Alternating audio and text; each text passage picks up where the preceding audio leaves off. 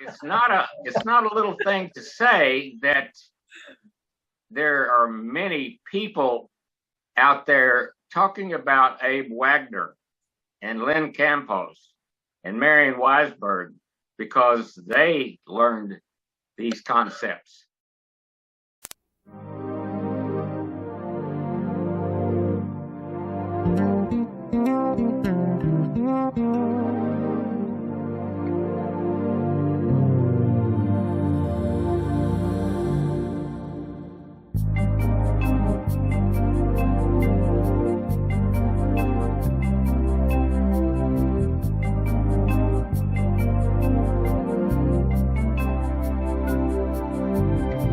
Chuck Holland. I'm a transactional analyst. In the 1960s and 70s, each of the people here with me today were serious students, committing a lot of time to a very new project. Eric Berne, a psychiatrist, created a new psychological theory in the late 50s, 60s, and early 70s, and he called it transactional analysis, or TA. And that theory soon became a model of psychotherapy. Then later, especially for me, a language. And now, maybe for all of us, somewhat of a lifestyle. Today, it's a homage for me to moderate three of the early giants in the legacy of that transactional analysis movement. Lynn, make your official hello to everybody. Say hello to everybody. I'm Leonard Campos, and officially a member of the International TA Association. And hey, Abe. What's your hello today? Yeah, Abe Wagner. Been around a long time. In fact, I've been around, as I said earlier, since the Dead Sea was only sick. And I told my wife I didn't want to be in a vegetative state hooked up to a machine sucking on a bottle. She had me stand up, she pulled the plug on the TV, and she took away my beer. Uh-oh. That's my intro. Really delighted to be here. And especially I'm looking forward to hearing everyone's stories and sharing mine, because just to prepare for this, I've been going down memory lane, which I haven't done for a long time. So I'm looking forward to seeing what comes out for all of us. So hello, everyone. I think there's some really nice things to say about Len, including the number one for me is he wrote the most useful and helpful pamphlet that I've given out hundreds, and I still sell them and give them away. And that is Introduce Yourself to Transactional Analysis. And Lynn, I want to thank you for that. That was not only were you one of the first TMs and then TSTAs, that little book came out, and I don't know how many people that really helped. Then you wrote Introduce Your Relationship to Transactional Analysis, and then you can redecide your life. Now, those are pretty big deals. This year, Lynn was awarded the Bob and Mary Goulding Social Justice Award. And I applaud you for a lifetime that it took to get to that. I thank you for that. oh, good. In 2020, Thank a you. little award there venerated you with Who's Who Lifetime Achievement Award. That's a little bitty deal. And twice awarded Diplomat of the Competency in Clinical and Forensic Psychology. Now there's that scientist. And then you and before that, you founded the Sacramento Institute of Redecision Therapy. Now, Leanne, tell us how you discovered transactional analysis and what grabbed you. Okay, my turn. Yes. Thank you. It was 1958 when John Hurley at Michigan State University introduced us to Eric Berne, saying in my personality classification class, there's this guy out in California, Eric Berne, who says he's created a new theory of personality and therapy, and he calls it transactional analysis. And then John put up the 3 circles on the blackboard. At that moment, I looked at that and I thought, I don't think very much of that. That seems very superficial to me. That was 1958. A decade later, in 1968, was when I met Paul McCormick, who was teaching the TA 101 class. And he said, you are going to be getting an introduction to TA using Gestalt therapy with TA with a behavioral criterion for change. And I thought, wow, that sounds great. We got a $5 million grant from the federal government to subsidize the state government to compare cognitive behavioral therapy with transactional analysis. I don't know if it is well known. I have the volume. It's a big fat volume of data, which compared the 2 schools.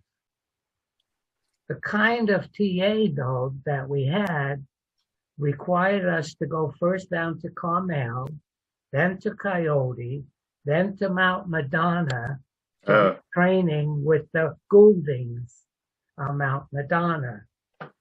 And it was very, very different from what I thought it was back in 1958.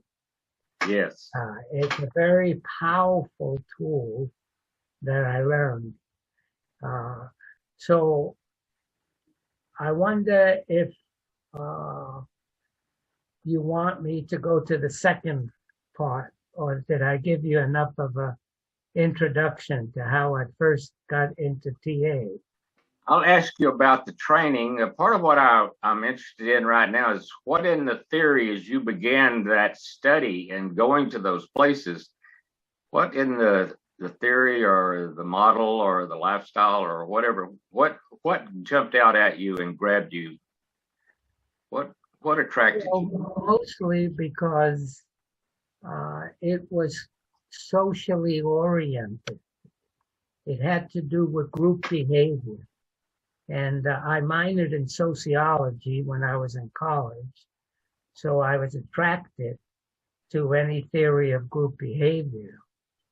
And the social part really attracted me. There's still a lot to learn from social transactions. We still haven't actually discovered yet the energy dynamics in transactions. We still haven't gotten a literature on the energy transactions when we are in a transaction. So there's still a lot to open up about the transactions between people. And so I'm still very much interested in that. I'm going to switch over to our friend Abe. He's a master practitioner of the neuro-linguistic programming. As director of the Abe Wagner Associates, Inc., he has been a trainer, a corporate leader, an author, a convention speaker in 35 countries and 50 states. I don't know how you got around to all that, Abe, but I really appreciate it. And you wrote the Transactional Manager, and say it straight or you will show it crooked.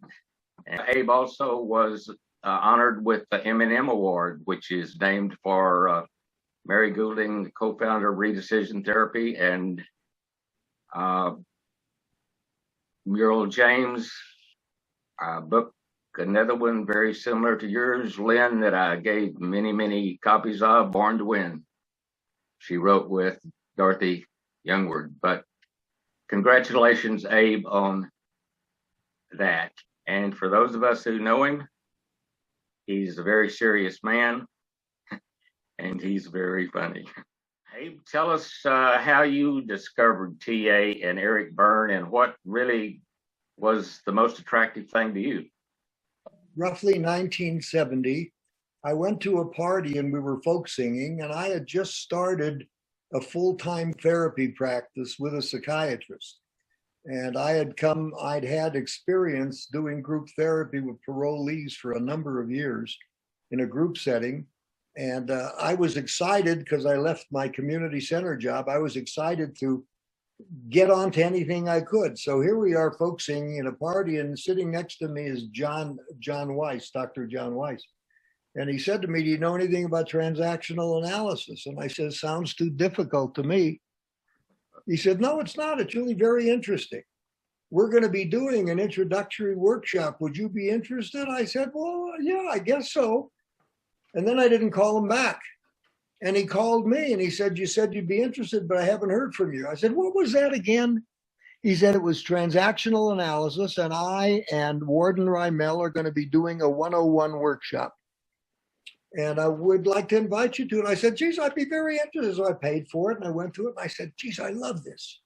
I mean, I had been to graduate school as a social worker. I had a lot of experience. I had been a camp director. I'd been an executive. This was the first common sense stuff that I found that I could glom onto. The idea of ego states, parent, adult, and child, and the way they transact was so electrifying for me. It was eye-opening when I heard about script theory and discounts. All of that stuff it was daily kinds of things I could teach to anybody and have. And I just loved the fact that they made psychology understandable by the average person walking the street. So that appealed to me immensely and was great clarification about human behavior. That's really what appealed to me. You're verbalizing several others who talked about the simplicity and the teachability when they were talking about what attracted them. Yes, yes. I can safely say that Marian fits the characteristic of all of us, that we are lifetime learners. We are going to continue to study till the end. And another thing I like, Marian, is I think you can easily own your behaviors that might not be the most okay. And I think that's a pretty powerful thing to say about somebody. Marian actually on many occasions was able to attend the San Francisco social psychiatric seminars and be around Eric Berne and all those women teas and men teas. And she has a very good view of the social situation of the world at that time, which is interesting to me, Marian. You were one of the first female clinical members and one of the first teaching members. Yeah, youngest. The youngest, the very youngest. 11, yeah. And was actually a participant before we ever had ITAA in the creation of ITAA. You know, easily we can say Marian was one of the powerful pioneers of transactional analysis in Northeast USA. Well, in fact, New York City. That is to say that I and two other people, we founded the New York Seminar. We started a seminar in New York City. Len knows because he came to it. We invited him to do a training with us. And as you said, thank you, because that was Mary Bolton, and who was the other one? Barbara Rosenfeld. Okay. Thank you very much for that. Yeah, it was really great. I was simultaneously setting up a feminist referral service, which I can speak about at a later point, at the same time. So, you know, my politics was overlapping with my clinical work. And especially in New York City, because that's where we imported TA, actually, long time ago, in the late 70s. Maybe it wasn't too terribly long ago. I also like the fact that you were the chairman of the ITAA Ethics Committee for years and years and years, and served on that till 1989. And you were on the editorial board of Women in Therapy, and then on the Transactional Analysis Journal. And for those of you watching, you can still get the Transactional Analysis Journal today, and you'll see some articles by these people that are on the screen in there. For several years also, you moved into the USADA Coordinating Council and helped work there, Marian, and I appreciate it. Marian, tell us about how you discovered TA and what part was the most interesting to you. I'm going to tell you the story. I was always trained as a group worker, and I was working in a psychiatric facility, at that time inpatient, and we would have these case conferences and an hour and 45 minutes on diagnosis and 15 minutes on what to do. And I was very frustrated. And then I got a letter from Jack Kaufman, who was a friend of mine in grad school. He was in Carmel, and he said, I want to talk to you about our relationship. And then he said something about parent and child. And then I said, what is this? So I was very puzzled by it. But I'm a Californian who lives in New York. So I was in California a lot, and I went and visited. And we were sitting in a coffee shop, and his trainer, David Kupfer, walks in. So David said, I said, what's this TA stuff? And David Kupfer said, come on a drive with me. So we went on the 17-mile drive, which is in Monterey. And for 17 miles, I argued with him. And then at the end, I said, boy, this is really something. Come to New York and teach us. And Mary Holt and I arranged for him to come to New York and give a 101. And that started me on this love of this therapy, because I was so frustrated by a lot of things in the field, the one up, the one down, the psychoanalytic model. A lot of features of working with very, very sick people just did not know how to look at it as people are okay. And that's what I was wanting first. But there were four things that stood out for me. The first was the departure from traditional psychoanalysis. The second was the kind of respect to the client, the contracts, the willingness to say we're in an alliance together. This is not just me versus you, or me listening to you and telling you how to, you know, change your life for the better. It was us.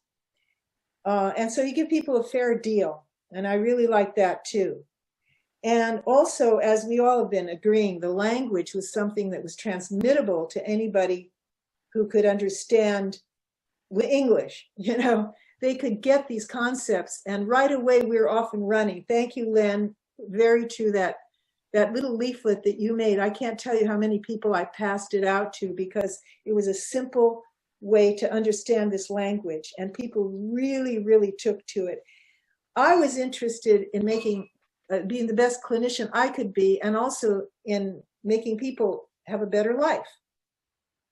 And so this was offering me some answers. And there's also these other sides to it, of course, in terms of the experience of then going on this journey, learning what it is, and then living it.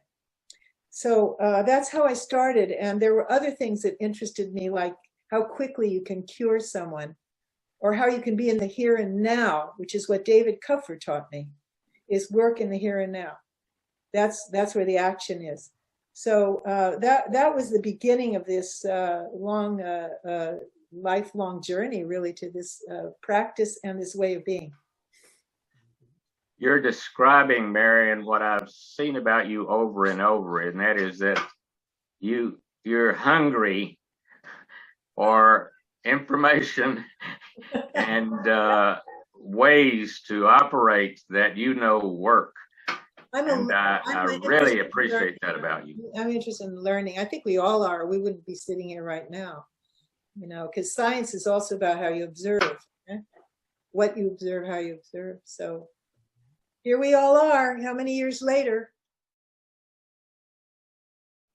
think this is a good time to transition to thinking about some of our teachers and mentors and trainers, those who we trained with, where we trained, and when. So, Lynn, will you start out with talking about your teachers and mentors? I don't know how far back you want me to go, but I mentioned John Hurley back in 1958. He was a wonderful man.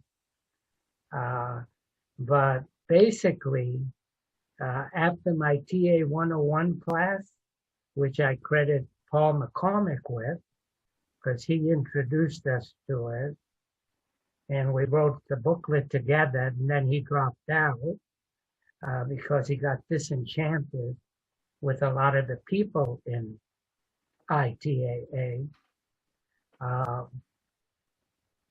My main instructors were Robert Goulding and Mary Goulding. And one of the things that was very powerful for me is they had come across an integrated process of helping people change. The emphasis was on change. Yes. It wasn't on feeling better. It wasn't on solving dysfunctional problems. It was, what is it you want to work on? What do you want to change? And that emphasis on change is what made me think about social change and applying the same principles to social change. So that basically is the most powerful lesson I have learned, how people Spent change. a lot of time at the Western Institute for Group and Family Therapy. That's correct. And you had several teachers there that were right under Bob and Mary. They were great mentors to each of those people who taught on their staff. Right. Yeah, they'd come in also and join in the training. Of course, we also had people from the Gestalt school Yes. come in and train us in the Gestalt method. Did you study with Herb and Miriam Polster? They came in. They're a wonderful couple. Yes. And I learned a lot from them too. Jim Simkin came in to substitute for Fritz Perl. And so we got a lot of his brand of Gestalt therapy. But I must say, the integration of TA with Gestalt, with the requirement that there is overt change that one can actually experience in behavior, that is a very important lesson. Yes, it took me quite some time to really understand what happened in the redecision process in the child. But once it made sense, that was a biggie. Did you know Will Baumker there at Western Institute? Yes, he was another great guy who did the magic workshops. He taught me the magic shop. Okay. And I've done it since 1973 when I was there. Okay. That place was, there's so many wonderful words to describe about what we learned there. And then you took it so well and took it out and taught it. And I appreciate that greatly. Now, I want to know something about you taking your clinical boards and your teaching member boards. What was that experience like for you? Actually, I enjoyed the process, And as for the teaching exam, I dreaded it, but when you're examined by TA people, it's a good experience. Yes. Because there is a feeling of okayness in how you receive. I mean, when Eric Byrne asked me in my exam, tell me what the symptoms of thyroid disease is, I knew right away that I was expected to know medical information, not just psychological information. Pharmacology. Well, mostly, physiology. I had to know that the goiter was a symptom of the thyroid, and a lot of medical terms too. Yes. I was glad I was ready for them, but it surprised me. And the other thing is, and we've lost a lot of this, Eric Byrne's biggest hope was that TA would become a science. And we even in those days talked about an Eric Byrne University. We were all excited about creating the Eric Byrne University to teach TA as a science. Yes. Of course, I don't want to get too critical about the European influence that came in and basically undervalued what the US had created. But they went back to the psychoanalytic school, and we lost contact with a lot of the scientific nature of TA. Well, you just described you had to know a lot of science to pass your boards, and I think that's still evolving. There was no written exam when you took your clinical, was there, Lynn? Well, yeah. There was? Well, there was the basic, you had to pass the basic TA class. But the clinical exam wasn't well developed at that time. Remember, the clinical exam in 1968, didn't evolve into this rigorous requirement until about 1976, 1977. There was a lot evolving right then. Right. ITAA was not very old. The ITAA was formed in 1964, around there. And I didn't get on board until 1968. Okay. So, well, thank you for that. Abe, tell us your training story. We know Jonathan Weiss was your 101 fella. Yeah, Jonathan ended up being my sponsor. And Jonathan and Lori had a big impact on me in my early years when I was just starting. They were very good teachers and very smart. And they were very helpful to me. Also, I got a lot out of taking workshops at conventions and at other places. And one of the people I never missed a workshop from was Emily Rupert, may she rest in peace.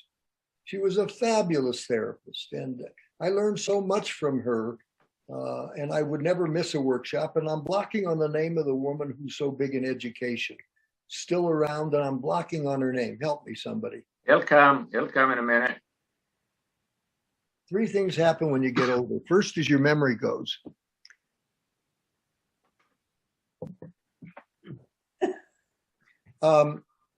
Anyway, she was wonderful, and she's still around, and I'm blocking on her name, unfortunately. And I got a good deal from just so many people. I don't have so many one person that did it. It was just that milieu helped so much.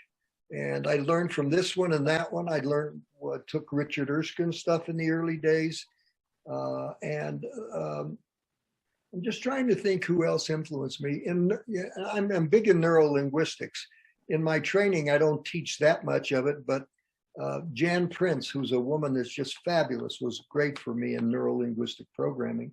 And I also did Gestalt stuff and liked it a lot. And I used it, and I'm now retired, but whenever I would do workshops in personal effectiveness, I would do a lot of Gestalt exercises that were very, very meaningful, very useful to people. And so one of the things I like about TA is that you can integrate other things in with TA in a very nice way. And I find NLP helps immensely.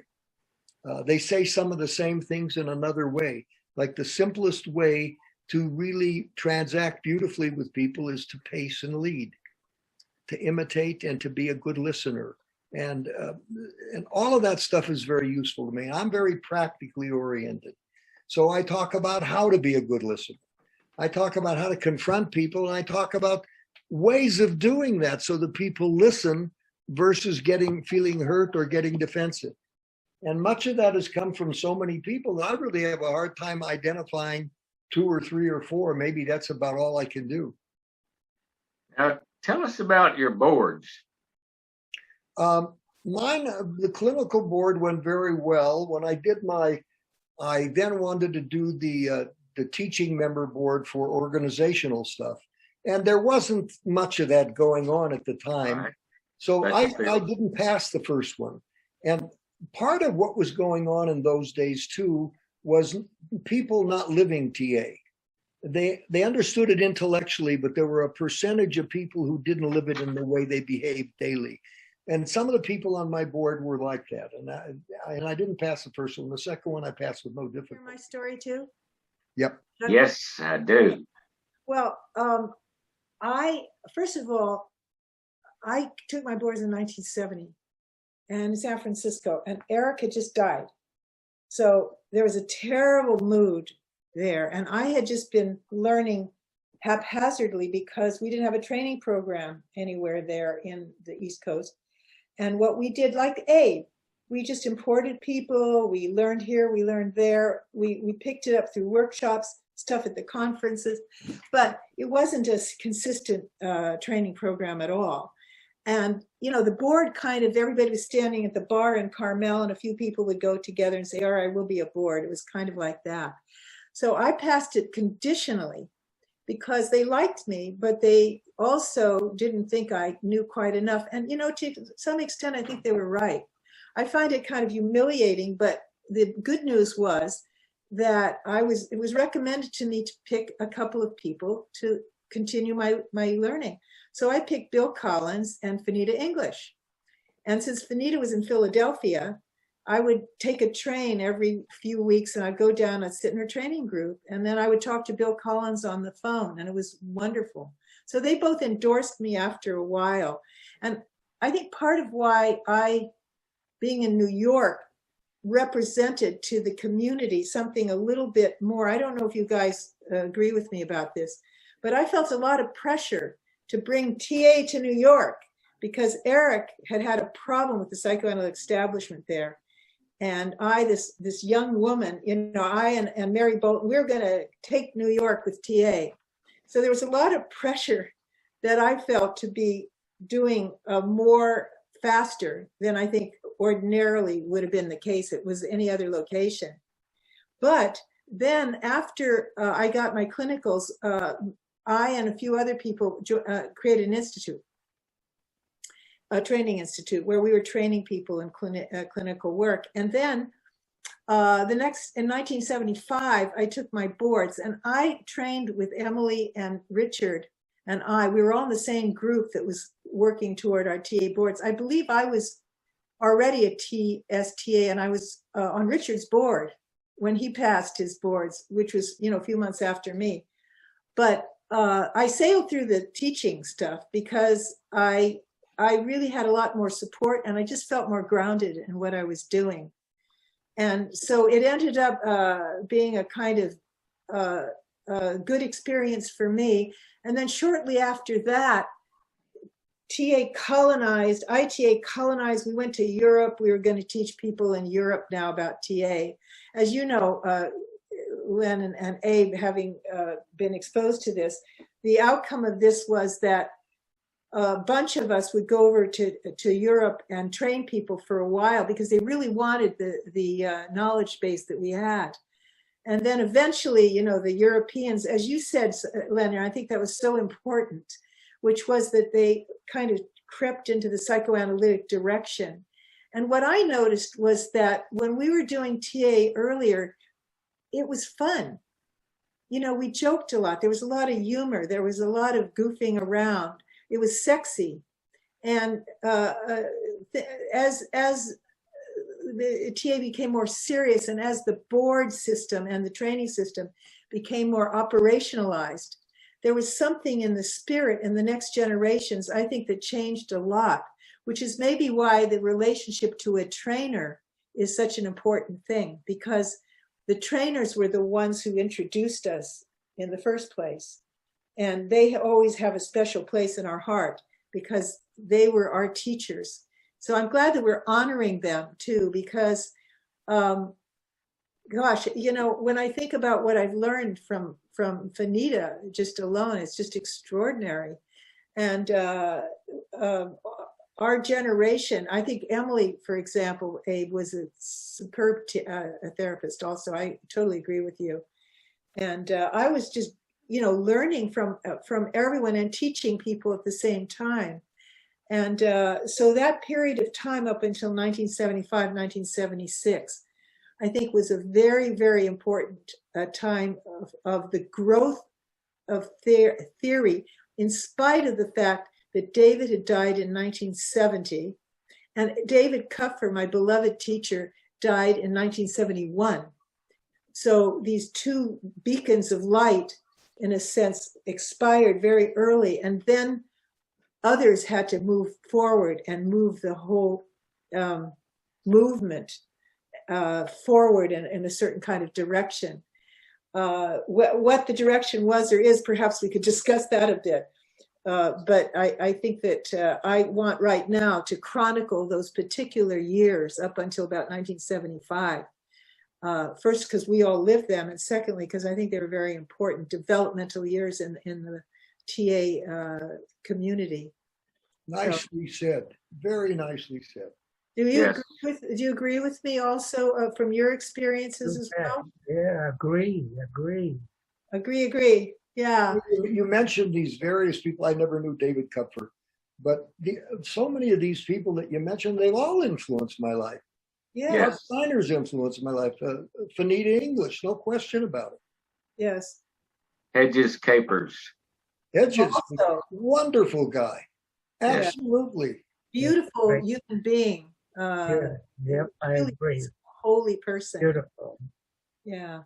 So I think there is something about us both holding both things at the same time, which is a real appreciation and gratitude for the teaching, and also some issues about the organization itself, Mhm. and where it went, the direction that it took over many turns, well, Yeah. you know, many evolutions.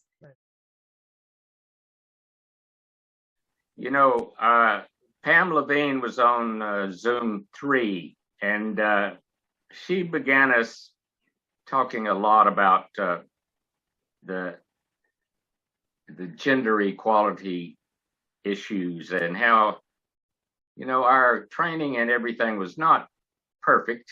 It was good, and it helped us in a lot of different ways, but we were being trained by people who had an okay essence, but not necessarily were completely okay themselves. And then when I trained people, it was the same dynamic there in the transactions. And yet each of us had some hungers that were big time. And Pam talked about starting the Women's Caucus very, very early. Yeah. And it was not always greeted with excellence. And I I think one of the values that we all share is that somewhere in the world of the social justice person in each of us, we have to own that we are personally complicit in some of the issues. I certainly am seeing very well how complicit I was in the Florida, Texas Jim Crow world. But Pam brilliantly did that woman's caucus, and then guess what? Felipe grabbed it and made it the Social Actions Committee, and a guy named Leonard Campos, I know, was on that in the very, very early years. And if my memory serves me right, Vince Gilpin and Claude Steiner. Right now, so we don't lose this strain about social justice and the Women's Caucus and where we all have been, the three of us here and you as well, on the seeking for what's right in the world. But I was part of the Women's Caucus as well, and alarmed by the amount of sexism in the organization. It was very intimidating to me, actually, because I was this little schlumpy, young woman, really, maybe not so schlumpy, but I was a young woman, and I was finding it rather intimidating because the style, which is very male, what I consider like a male dominant style, which is overpowering, competitive, one up, one down. Claude came in with a wish to change that. And there was at the late 60s and early 70s, a movement for social justice embodied in what the work he was doing and the writing he was doing in Berkeley, which had a lot to do with appreciating the gender issues at that time, but keeping in mind that the context was also in the Vietnam War at that time, were we not? And yes. There was a movement for Black liberation, there was a woman liberation, and I think we were trying liberation in the psychotherapy field in our way. That in a sense we represented an alternative to what had been the ordinary tropes of the field. And so, however, as a woman entering this field, I think what made it best for me of all of the parts of it was that in New York, the three of us who put together the seminar were all women. Yes. And we modeled the seminar in a way after the San Francisco seminar, but it had a kind of, how shall I say, gentler tone maybe. And that we also, we were developing our own theories about issues, including gender issues as well, just by the fact that we were looking at alternatives in society and in the way in which we even ran meetings. So I want to put this in before we move on to something else. Those were the days too where I was in a men's consciousness raising group, because it had always been women's consciousness raising groups. But we started, John Weiss and I started a men's consciousness raising group. And it was great, and it lasted for a couple of years. We'd meet every week. And what did it do for you? It helped me understand what other people were going through. Predominantly, that was the big thing. And a lot of warmth, a lot of caring of each other. All of that was really very important to me. And we became, I mean, as a person, it was very helpful, as well as being in transactional analysis is so helpful in terms of being a decent human being who cares about others. It's very big in that area. Marian, I was active with Abe, and Lynn came to some of the men's meetings that we had. And one of the things that I'll have to say is, in every men's group I've been in, we've gotten to a space where we own somewhat our complicity in the way gender equality was not balanced. And we talked about helping each other break out of some of those contaminations. So the men's work that I did and participated in for me, was very deeply involved in. It is not fair. We do not have a balanced social system and gender equal system. And so owning some of our complicity made a difference in that. But I think it's very important for our own history and our own evolution in the world of gender like for equality. many years, especially when Muriel James, another person who influenced me, when she became president of USATAA and ITAA, she really changed the mood of the way people dealt with each other. She was really, I'm okay, you're okay. Thank God for Muriel. What a difference she made. I had a huge aha when you were talking, Marian, that you literally took on a mindset of psychoanalysis when you brought TA to New York City. It was the theory, and it was not penetrable. And yet, I think something in the way y'all transacted was a part of the healing of even that. And now, in some ways, psychoanalysis, I think, is thankful for what Byrne did. Thinking about transactions that cure. Evidently, Marian, you and your group took transactions to that psychological world in New York City that were not rebuffed. They were somewhat accepted, and they had to be. I want to say something about this question of cure, because this is one of the seminar topics that we had, which was that, Eric's impulse was to say, cure the patient in the first session, and if not, ask why. Now, there's something good about that, but there's also something a little grandiose about it. So one of my friends said, yeah, well, sure, because all these people would fly to see the great master, and by the time they got there, they were ready to be cured in one session. But I think that the idea of it is that you take responsibility for what happens with your patients. Maybe that's the subtext. But I think cure is if you say cure because of the contract, and the cure is in the contract, that's one thing. If you say I cure the patient, that's another. So I'm just curious about what the idea of cure means to anyone here. Well, I'm not nuts about the patient model. I also don't think you cure people. You invite them to cure themselves. Yes, that's the contract, isn't it? Yeah, that's key. Yeah. People have said to me and said to you, boy, your workshop or you changed my life. I said, hey, I gave you information. You took it, did something with it. There are some other people sitting here that didn't get anything out of it. So it has something to do with you and the decisions that you make. I think what Lynn said a minute ago, you ask them what they want to change. Mm-hmm. It's about the contract.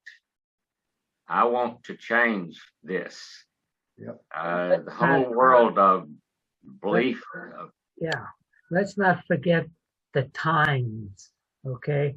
I did a workshop in 1972 for Mary Bolton in New York City. Yeah. And the times, those were the times that were curative also. Finally, the American, Psychiatric Association finally gave up their pathologizing of sexual orientations that are different from heterosexuality. Those are very influential days. In my workshop, there were gay men who wanted out of the closet without shame, and they did it. And the Times were there to support them. And it's amazing what happened to that era, the 60s and the 70s. The political influences, whether it's Nixonianism or Reaganism, the political influences change what goes on also in what people change. So keep in mind we had great revolutionary times, and TA was, in fact, a revolutionary method. Then what you just said is really you created an environment, a safe environment for people to change and be who they were. And we here are all experts in that. We can see and experience an environment that somebody is not going to change unless they're in it. They may say, I want to change, but there's plenty of places it's not safe to change. And transactions that heal happen because people create safe places. The key point. I think the key point. I think that It's true in a marriage. It's true in an organization. When people Yes. don't feel safe, they're not going to be who they really are. And I feel so good when somebody changes something in front of me and tells me I could not have done that if you weren't there standing for the protection at a point. We got something that was powerful, and it was given to us in so many ways. And I thank you all for coming and being on USADA's TA Stories. Hey, this was really well done. Chuck, you did a very nice job of moderating it. And it was great to hear the two of you and see the two of you. Really, really nice. I feel I got to know more about you by this too, by the way. And Yeah, I yeah. appreciate that, a lot. And Marian, it's nice seeing you again. Yeah. And of Well, course, Marian. Abe, you keep us laughing, and I like to do that. I know you do. Nice. Thank you for investing the energy in this, because my value is going to grow. And after each one, I've seen people come back and find the value of what they did. God, all this stuff I haven't processed from way, way back.